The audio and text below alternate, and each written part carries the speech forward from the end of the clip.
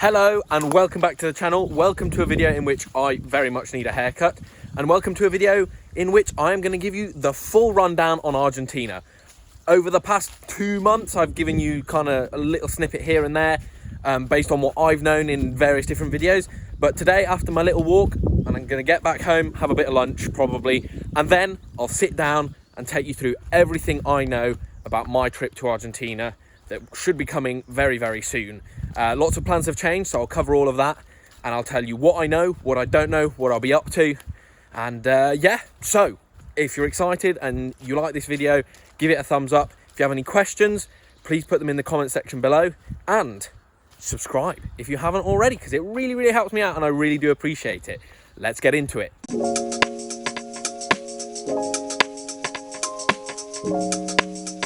Okay, so walk is finished, lunch has been had, I've sat down, I've had a think, and I'm just going to take you through what's been going on. So originally I planned to go to Argentina from the start of term, so that would have been the 26th of February, all the way to their sort of winter break, which would have been the 5th of July.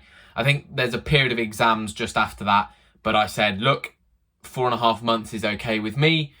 They don't actually have any holidays in that period, this school. So I just said, I'll come for that first term and that'll be good. The issue has been getting the documents sorted for a visa. Now, to work and be paid to work in Argentina, there's a list of documents that I need to be able to request an appointment for a visa at the consulate in London. And this list, I can get the documents for the majority of the points on that list, but one quite key part is the work contract with a renore number, and the renore number is a number that sort of identifies the school as being able to employ a foreigner.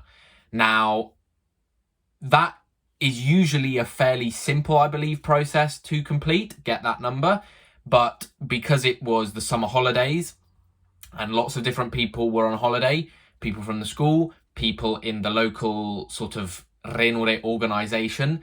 It has taken from mid-December until a week ago, and I'll put this video out sort of just after filming this, so you'll get an idea, just a week ago, to get that renore number ready for me. So the work contract has now been written up, and unfortunately, because it has happened so late, I've had to change my plan slightly. So I'll be working from the 11th of March until the 5th of July. And this work contract needs to be scanned, sent to me so that I can request the appointment. From my end, I've had to legalize a couple of documents proving I'm a university student and proving that I'm not a criminal, basically. There's an acro police certificate that I needed. And I also need to get those officially translated, but that's all ready to go. So all I'm doing is waiting for this contract to request an appointment at the Argentinian consulate. Now, that's kind of a brief overview of the organisation. There's been a lot of backwards and forwards. And last night, I actually had a fairly lengthy call with my supervisor at the school. It's a bilingual English-Spanish private school in Cordoba, in Argentina. And my supervisor is the head of English. She's sort of the coordinator, but also a teacher. And my role at the school, as I found out in a bit more detail last night, is to be a floating prefect, they call them. And the impression I got is if I were a normal prefect, I would help a teacher do organisation and cover for 3 classes in a certain subject. Now, as a floating prefect, and because I'm only there for half of the year, I'll have a slightly more flexible role, doing the roles of prefects, so contacting parents, marking, submitting grades, covering teachers, whatever. But I'll also have the opportunity to help out as an assistant in classes, mainly English. Having a native speaker is really useful for them. So that is where I'll be used most, I think. But it also sounds like there's scope to do a bit more. Last night, we also spoke about the complications of money in Argentina. Now, there are sort of 2 exchange rates in Argentina. One is the official one, and the second one is the blue dollar exchange rate. Now, the blue dollar exchange rate is used officially, but is not technically the actual exchange rate of the country. And this exchange rate is sort of more beneficial for foreigners coming in with foreign currency because they can buy more pesos for the same amount than on the official exchange rate. So the currency of Argentina is the Argentinian peso. And just as a general sort of rule, £1 is equal to about 1,000 Argentinian pesos at the official exchange rate. On the blue dollar exchange rate, it's about £1 to 1,400 Argentine pesos, give or take. It's very general and it's very hard to understand. But obviously, I want to be able to make the most of this blue dollar exchange rate. But no one really wants to buy pounds in Argentina. They're more interested in dollars, sometimes euros. And the interesting thing is that as a foreigner, without a bank account, without sort of any way of, especially for me, just bringing a load of dollars in cash over, it's very hard to access this exchange rate. I've done a bit of research into online conversions. Western Union, I think I could send money in pounds and literally go to one of their branches and pick up cash in pesos. So that's an option. But that was one of the things we spoke about last night. It's a bit of a mess by the sounds of things. Another practical thing was housing. We discussed where was kind of safe to live, because obviously Argentina, while very safe, is not as safe as a lot of European countries. And it's something that I do need to think about for my university insurance as well. So we had a look at that. Lots of the apartments I've found, I've been looking on Airbnb, have been between £450 and £550 a month, which is a fair amount, but also understandable if I'm going to be provided with pots and pans, furniture, bed linen, whatever. Obviously, I'm flying to Argentina. I haven't got loads of room for lots of bed sheets, lots of books, whatever, like I did to go to France when my dad brought me. Another thing we spoke about was phone contracts. So that's been another thing on my mind. I've tried to understand the Spanish on Movistar and Claro's websites, two of the sort of network providers in Argentina, and no, it hasn't happened. I got the impression that I had to already have an Argentinian number to get a contract with one of them. So my contact at the school has just said, look, turn up, use the free Wi-Fi that we have all over the country, over the city, and until you can figure out what you actually need, maybe buy a SIM and then use that number to then get a contract.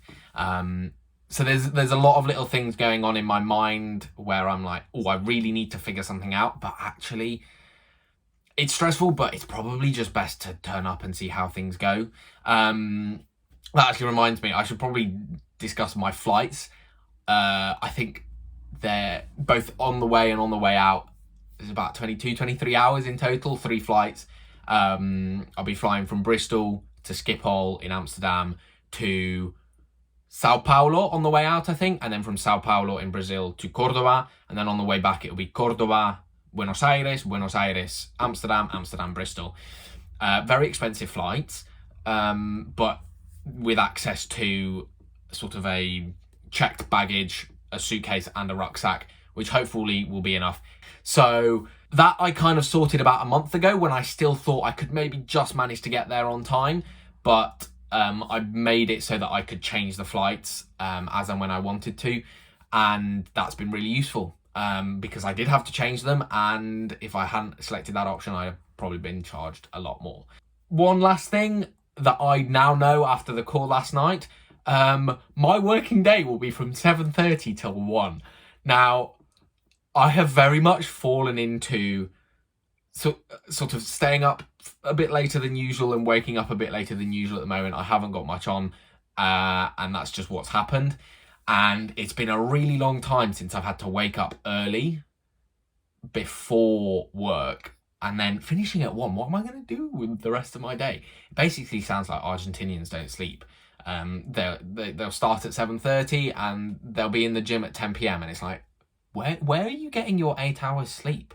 And at this school, they only get 40 minutes for lunch. It's not like they go home, have a nice lunch, have a bit of a nap, and then go back to work / school. No, they just work all day and then go, I don't know. It's going to be interesting. I will have the option, obviously, to join clubs in and around the city for exercise. I think that's a good way to make friends as well. And I really hope I'll find some that don't finish at 10 p.m. because I'll be having to wake up at 6:30 in the morning. A lot of the flats I've been looking at are minimum 20-minute bus from the school, and sounds like public transport's okay, and you just get like a pass and scan it and you pay and whatever. But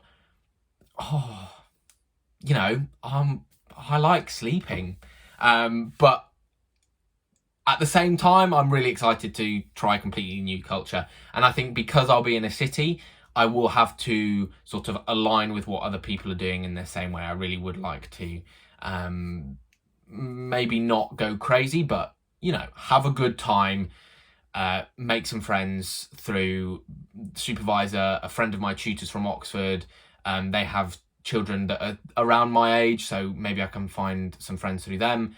And also, as I said, clubs. I quite like to do some Latin dancing, and I'd quite like to do, again, some running and some cycling if possible. It's going to be quite hard, but it sounds like that's definitely something I can find.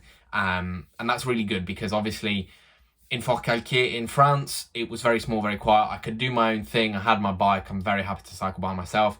There was also another intern, and we could do things together. But obviously here I'm going into the complete unknown. My Spanish isn't as good as my French, and I really want to try and, you know, have some people because it's always nice to do so. And through the power of editing, that is the end of this week's video. I hope you enjoyed it. If you have any questions about my plans or you have any tips for me, please put them down in the comment section below. And on the request of a couple of viewers, I'm also going to be doing a recap of my time in France soon. So if you have any questions about that, please put them in the comment section below. Once I've sort of had a think about it and read through some of the questions and what you guys want to know about my time there, I will put together a video and release it. It might be next week, it might be in 2 months' time, but I promise I will get to it. So yeah, and if you haven't, please do subscribe because obviously going to Argentina is going to be a really big thing. I'm very excited and I hope you'll join me for it. So thank you very much for watching. Stay tuned.